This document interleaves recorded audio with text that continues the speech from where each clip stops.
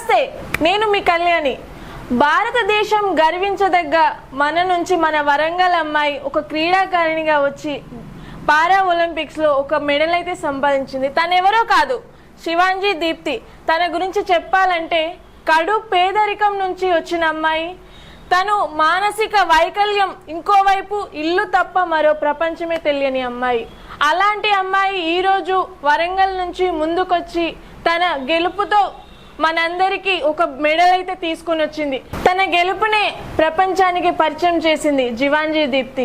తనకు చాలా మంది డొనేషన్, తనకు చేయూతను అందియనికి, తనకంటూ ఒక సపోర్ట్ ఇవ్వడానికి చాలా మంది మనీ పరంగా కానీ హెల్ప్ చేయడం జరిగింది.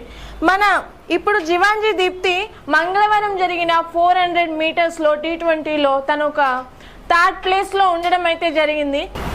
తన గురించి చెప్పాలంటే ముందుగా వాళ్ళ ఫాదర్ గురించి నేను చెప్తాను. వాళ్ళ ఫాదర్ ఒక డైలీ కూలీ లేబర్. రోజు పని చేస్తే కానీ వాళ్ళకు పొట్ట గడవదు.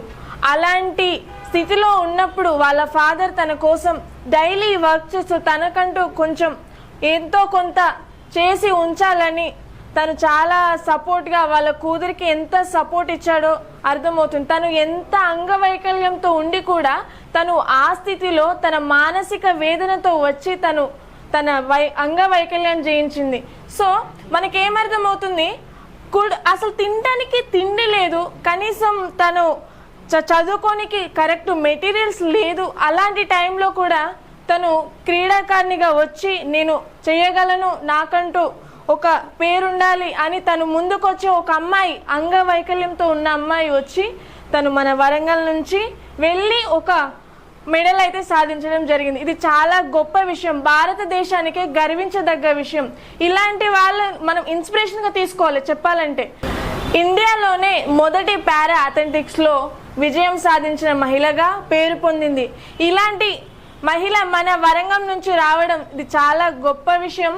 సో తన గురించి తెలిసి ఇంత ఇన్స్పిరేషన్గా మనం తీసుకోవాలి. తనకున్న తన ఫ్యామిలీ పరంగా ఎంత సపోర్ట్ లేకున్నా కానీ చాలా మంది తనకు సపోర్ట్ చేసుకుంటూ తను ఇంతవరకు దూరం వచ్చి తన విజయాన్ని అయితే సాధించడం అయితే జరిగింది.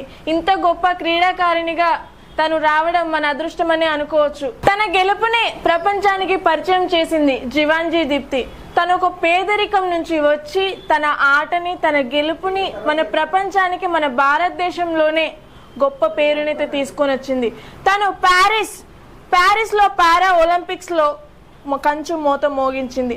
తెలుగు రాష్ట్రాల నుంచి పారా ఒలింపిక్స్లో పతకం నెగ్గిన తొలి మహిళగా మనకైతే పేరు తెచ్చింది.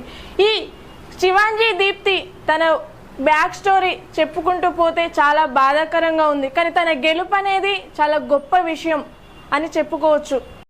సో ఇప్పుడు మనకేమర్థమైంది, ఇలాంటి స్టోరీస్ మనకు చాలా ఇన్స్పిరేషన్గా ఉంటాయి. సో ఈమె స్టోరీని మనం ఇన్స్పిరేషన్ తీసుకుంటే మనం అందరం అన్నీ ఉన్నోళ్ళం మనం ఎంత చేయాలి, మనం ఎంత స్ట్రాంగ్ ఉండాలి. తనే ముందుకొచ్చి నేను చేయగలను, నేను గేమ్ పరంగా నేను విన్ అవ్వగలను, తనకంటూ ఒక గుర్తింపు అయితే తెచ్చుకుంది. ఇలాంటి అమ్మాయిని మనం ఇన్స్పిరేషన్గా తీసుకోవాలి. శివాంజీ దీప్తి లాంటి అమ్మాయిలు ఇంకా ఎంతోమంది ఉన్నారు, బయటికి రావాలి అని నేను కోరుకుంటున్నా. Thank you.